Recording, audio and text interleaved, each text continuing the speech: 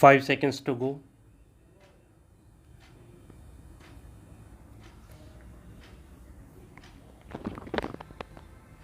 Start. Honorable Speaker Sir, a national digital library for children and adolescents will be set up for facilitating availability of quality books across geographics, languages, and levels and device easy accessibility. States will be encouraged to set up physical libraries for them at panchayat and ward levels and provide infrastructure for accessing the national digital library resources. Additionally, to build a culture of reading and to make up for pandemic time learning loss, the National Book Trust, Children's Book Trust, and other sources will be encouraged to provide and replenish non curricular titles in regional languages and English to these physical libraries. Collaboration with NGOs that work in literacy will also be a part of this initiative. To inculcate financial literacy, financial sector regulators and organizations will be encouraged to provide age appropriate reading material to these libraries. Prime Minister Vajpayee's government had formed the Ministry of Tribal Affairs and the Department of Development of Northeastern Region to provide a sharper focus to the objective of reaching the last mile. Our government has formed the ministries of Ayush, Fisheries, Animal Husbandry and Dairying, Skill Development, Jal Shakti and Cooperation. Building on the success of the aspirational districts program, the government has recently launched the aspirational blocks program covering 500 blocks for saturation of essential government services across multiple domains such as health, nutrition, education, agriculture, water resources, financial inclusion, skill development, and basic infrastructure. To improve socio-economic conditions of the particularly vulnerable tribal groups, Pradhan Mantri Development Mission will be launched. This will saturate families and habitations with basic facilities such as safe housing, clean drinking water and sanitation, improved access to education, health and nutrition, road and telecom connectivity, and sustainable livelihood opportunities. An amount of rupees 15,000 crore will be made available to implement the mission in the next 3 years under the Development Action Plan for the Scheduled Tribes. The outlay for PM Awas Yojana is being enhanced by 66% to over rupees 79,000 crore. Investments in infrastructure and productive capacity have a large multiplier impact on growth and employment. After the subdued period of the pandemic, private investments are growing again.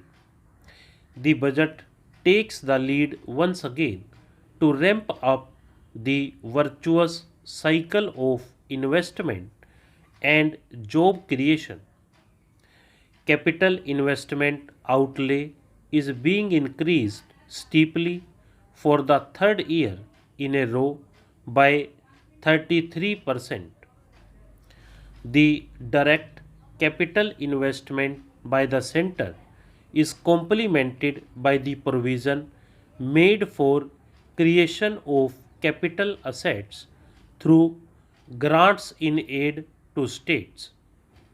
The effective capital expenditure of the center is budgeted at rupees 13.7 lakh crore, which will be 4.5% of GDP. I have decided to continue the 50-year interest-free loan to state governments for one more year to spur investment in infrastructure and to incentivize them for complementary policy actions with a significantly enhanced outlay of rupees 1.3 lakh crore. The newly established Infrastructure Finance Secretariat will assist all stakeholders for more private investment in infrastructure, including railways, roads, urban infrastructure, and power, which are predominantly dependent on public resources.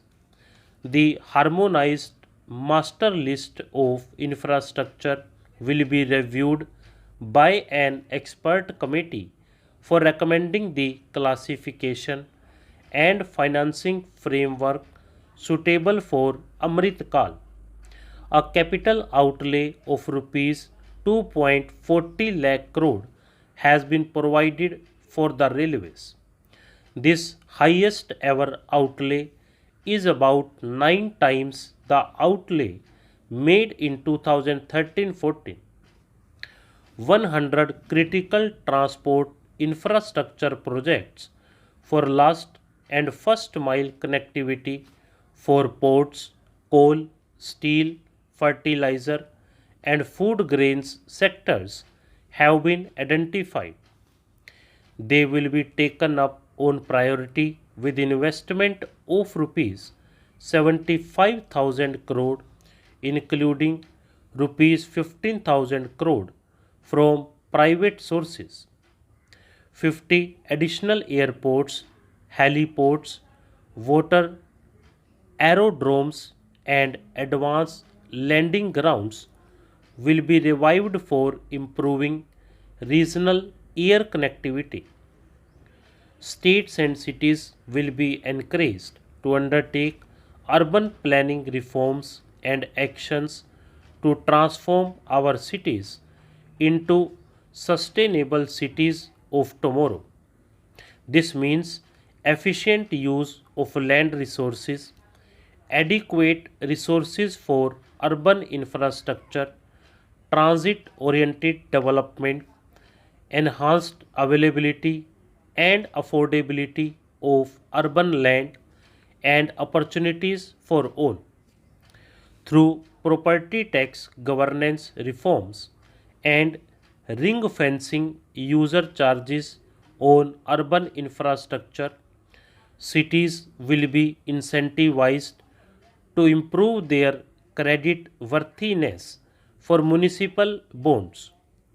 Like the RIDF, an urban infrastructure development fund will be established through use of priority sector lending shortfall.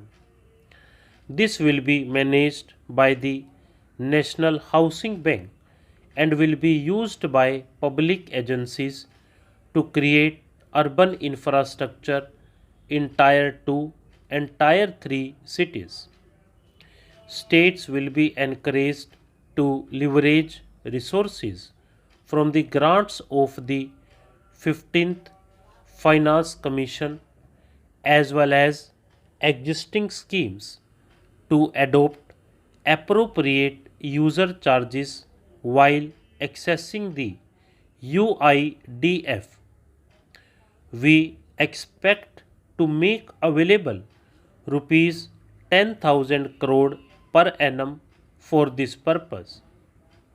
All cities and towns will be enabled for 100% mechanical desludging of septic tanks and sewers to transition from manhole to machine hole mode.